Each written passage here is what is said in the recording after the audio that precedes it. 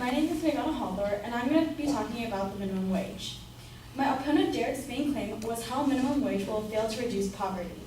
His secondary claim included increasing minimum wage reduces the availability of low-wage jobs, increasing minimum wage harms small businesses and their pricing, and increasing minimum wage does little to help stimulate economic growth. For the first secondary claim on how minimum wage will reduce the availability of low-wage jobs, he cited a paper written by two professors of economics at UCSD. He claimed that decline in jobs from 2000 to 2012 was attributed to minimum wage. When I read more into the paper, I found that there were a lot of discrepancies within the paper, or within his claims. The authors clearly state that the primary threat to this estimation is the possibility of low-skilled workers being differently affected by the Great Recession. Just to bring it back to the Great Recession that happened around 2005 and 2006 where the housing market crashed. So the paper clearly states that during this time, that could have affected the jobs of this time period. Which leads me to believe that the statement that was made about the low-wage workers was a hasty generalization. The paper states that when comparing unbound and bound states, talking about the raise in minimum wage, the unbound and bound states, they cannot attribute all of the problems to minimum wage because many businesses were struggling with the recession anyway. When I did some further digging and relating minimum wage to low-wage jobs, I found the most affected might be the fast food industry. According to a study of two economists, Alan Kruger and David Card, who are both PhDs at Harvard, compared unemployment in the fast food industry after New Jersey raised their minimum wage by 80 cents, while in Pennsylvania it did not. They found that job growth was similar in both states and that there was no indication that the rise in minimum wage would reduce unemployment significantly. For the second subclaim, he stated that businesses replace workers with machinery and low-wage jobs.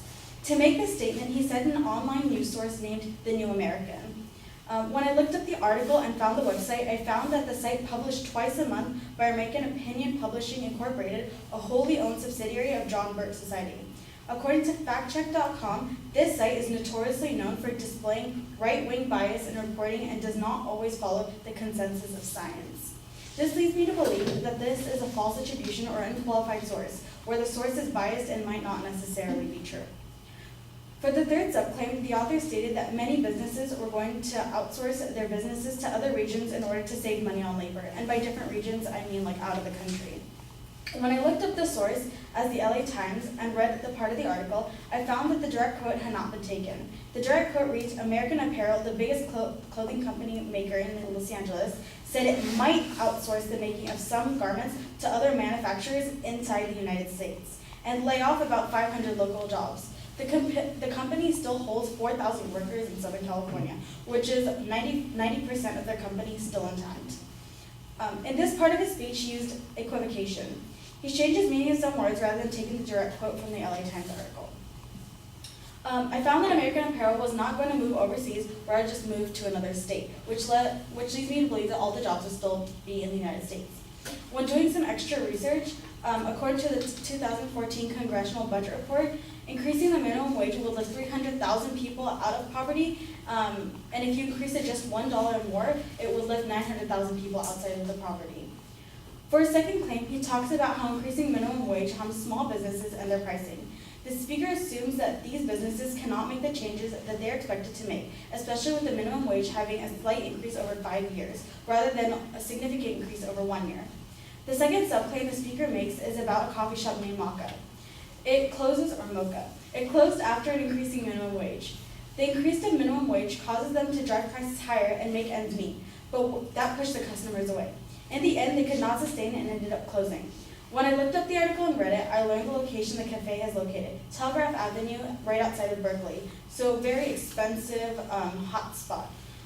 If you look up the rent in this area, it's actually very expensive. I found that even though Maca had been there for 10 years, the rent was raised around the same time the minimum wage was raised. In addition, there was a Starbucks that opened 2 blocks away. All these factors caused the shop to close, not just the minimum wage. This proves to be a false analogy. With all these extra details the speaker failed to mention, he caused the audience to make a wrong connection.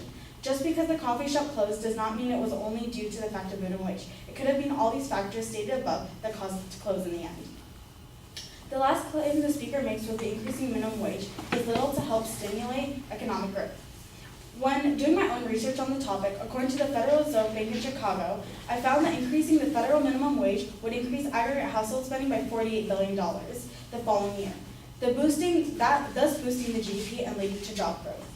When minimum wage goes up, that allows people to spend money on a different amount of things while still being able to save with the money that they are spending. It causes an influx of more money within the economy, thus higher the GDP.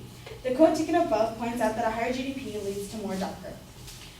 The speaker made a lot of claims about how higher minimum wage would affect the poor in a negative way. Doing my own research and looking at his process of reasoning, I found a number of fallacies within his argument. Although he provided a very influential and interesting data to support his claim, I was able to identify the sources and prove that a number of the subclaims are assumptions and generalizations. The author of subclaims claimed that increasing minimum wage would reduce availability of low-wage jobs, harm small business, and how it harms economic growth rather than help it. I was able to prove that those might not necessarily be true. Thank you.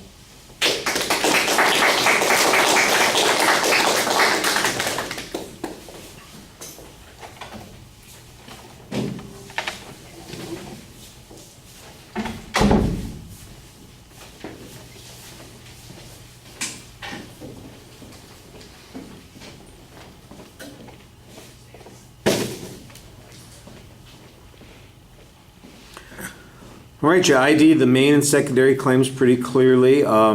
You kind of spend some time repeating the advocate's first point and the evidence, and the reason you end up doing that is because you were going to give us a caveat from the original research that suggests that there might have been some problems with the attributing the amount of impact to change in minimum wage because of the recession. That's an okay point to make. I'm not exactly sure that it works in the direction that you're claiming, but it does seem to suggest that there might be some reason to doubt that it's all attributable there. That's okay.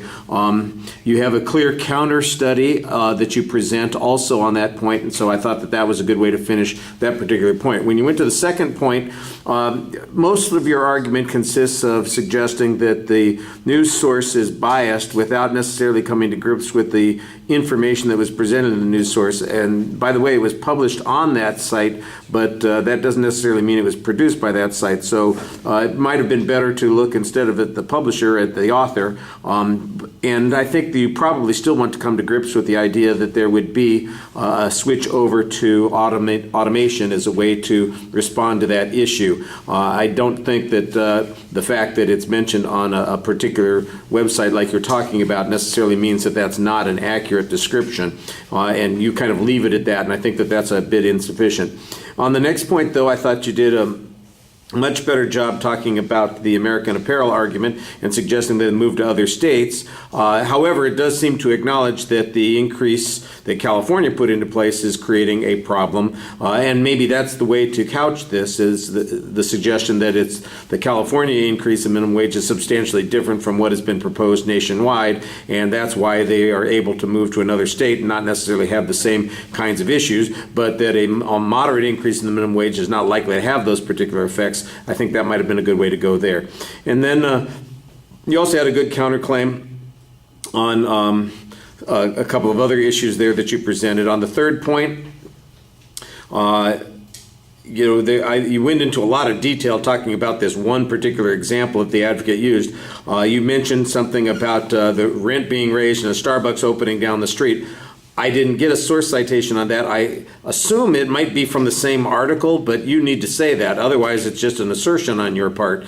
It might be like if I were to say, well, the reason they went out of business is because the owner died, and I have no information that proves that. Well, I don't right now have a reference to anything about rent raising or Starbucks opening down the street. So if it's in the article, cite the article. That's what you need to do. And then you've got a good claim about growth issues. I thought that was pretty effective. All right, thank you.